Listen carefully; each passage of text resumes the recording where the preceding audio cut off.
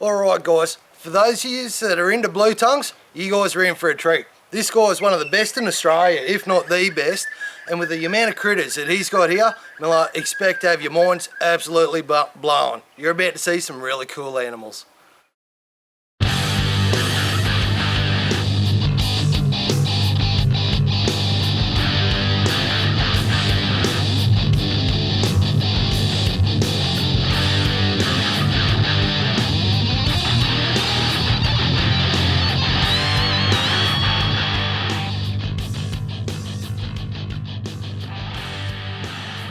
So yeah, here we've got some Northern Bluetongues. We've got a couple of different lines. You've got one here that seems to be devoid in orange and yellow. I think it's exactly far from it. I just think it's sort of a low orange yellow animal. And here we've got a lime bred white animal. Just white, Joe. Yeah, that's right. So there's two lines there. So what I'm going to be doing this year, I'm going to do a white pairing. I'm going to pair two of these guys together, and then we're going to do the white over these. So there's three different combinations there. This season's going to be a big one. Yeah, I've already done. I've got some animals from this over a normal, and this over a white has been done a few times with varied success. There's been a few successful litters, but there's been more failures than successes. So there is a little bit of work to do on these lines, but as you can see. Well worth it. Yeah, and the Northern Bluetongue grows to be the biggest of all the blueies, so yeah, it's certainly interesting critters. Here's another project that I'm working on. The origin to this project is a pet shop in Brisbane. This is from Stafford Pet Shop. I found if you like, an animal that had got irregular patterning on it in there. And I just thought, well, being a lizard hoarder as I am, I just thought I'd better buy it, yeah, and see what it could do, you know. And I paired it to a normal, and managed to. What I found was that there was what I believe to be a genetic marker on the animal, which has proven such, and that is just a little marking there on the back of the tail, which in some animals runs up the side. I'll grab one in a minute that shows that better, and you can see it there. It's sort of a stripe which runs in the opposite direction to what's on the back. You can see it there as well. Oh yeah, there it is, clear as day there. Yeah. And when I paired that animal to some normals, to a normal, they all came out normal, but they seem to have that genetic marker. Yeah. And then this year I paired two of them together, and you then got these different grades of, if you like, patternless or very close to patternless, very reduced patterns. So to me it looks like we have a codon mutation potentially with a superform, but within that, just to make it complicated even more, is I think there's different grades. So your codominant mutation has some high-end reduced pattern animals and some lower-end reduced pattern animals which are very close to normals, and then your superform has got some animals which pretty much are devoid of patterning, but then some of the lower-end animals of those. So certainly a project. It's a project, yeah. And without wanting to sort of get lost in it, it needs a few more pairings to prove out what I'm saying, basically. But there's definitely a genetic mode in there, and this next year, maybe two, we'll see whether that's the end result or whether we can actually get to a completely patternless animal.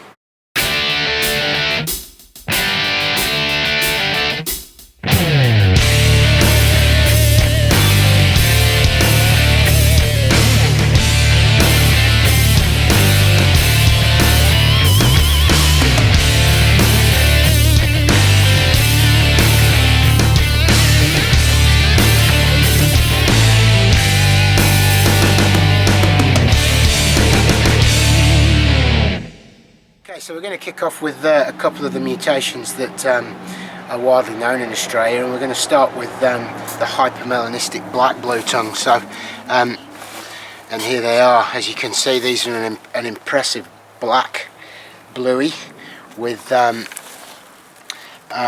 mode of inheritance that could be described as codominant, and the blacks being the super form of that codominance. So here is your codominant form. This would be the result of a black animal over a normal, and as you can see, you've got massively increased black pigmentation. And then if you were to pair two of these together, you then get the double copy of the gene, which leads to the result of this jet black blue tongue. Gee, they are jet black, aren't they? They really are. Underneath the belly there, Joe. And yeah, an interesting point underneath the belly. You've also got increased coloration. If you're to look on a normal blue tongue, they have sort of hints of orange under the belly.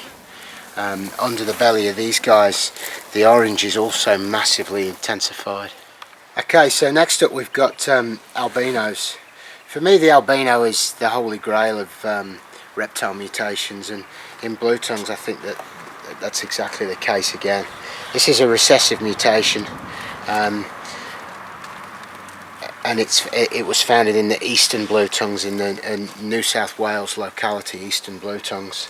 And I've been fortunate enough to work with these guys and replicate them and do some outcrosses to not only increase the vigour but also put some increased coloration through them, as you can see there. Beautiful. You've got some high oranges and some sort of whiter forms and so on and so forth. So as any sort of mutation, I mean, in the early stages it can be a little bit weaker. As you said, you've outcrossed these as well. Yeah, the original mutation, which was founded by Snake Ranch, did have quite a few fertility and vigour issues attached to it, to the point where there was no incidence of an albino to an albino breeding, which I've managed to actually achieve with that line and do some outcrossing to, as you can see, make some animals that to me are really no difference in vigour to the normal wild type.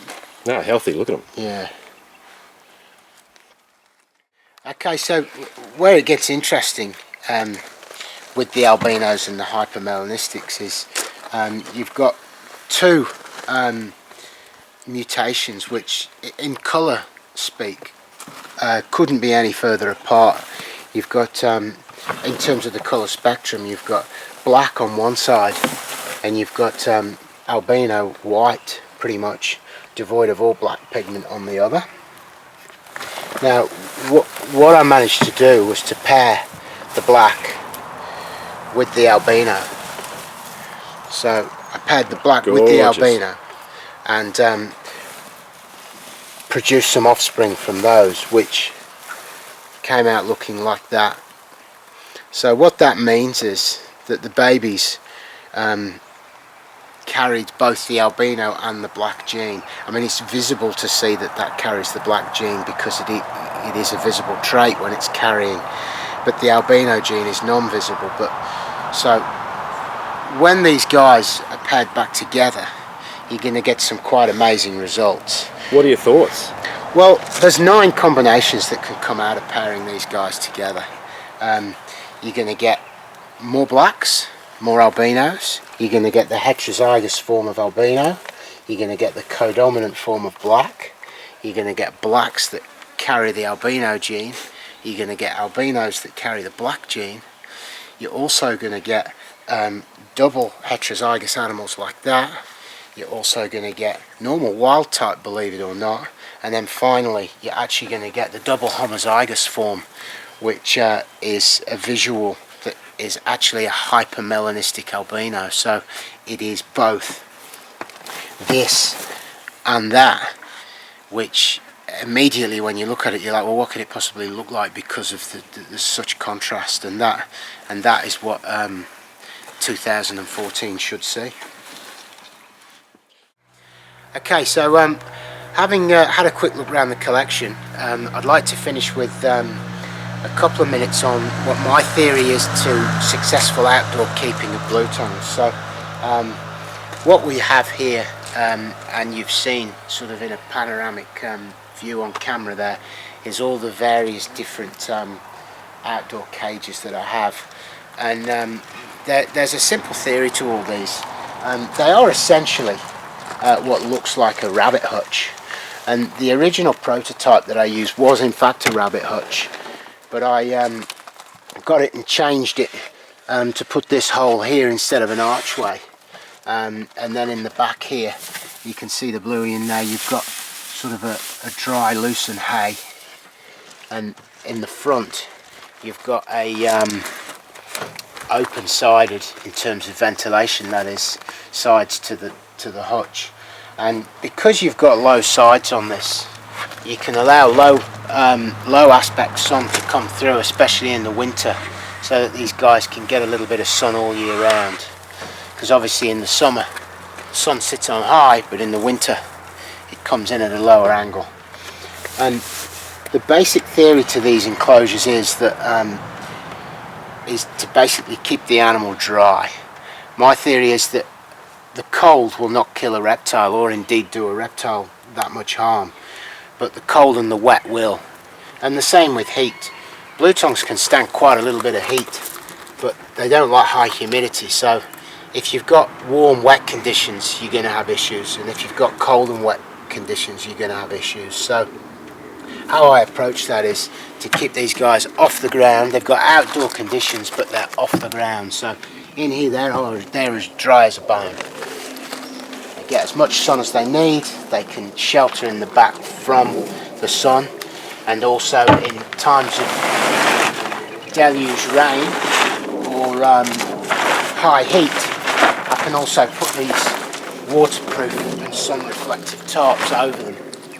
So you've basically got indoor conditions in terms of protection from the elements, but you've got outdoor conditions so that you can actually get the best out of the elements in terms of sunlight and so on.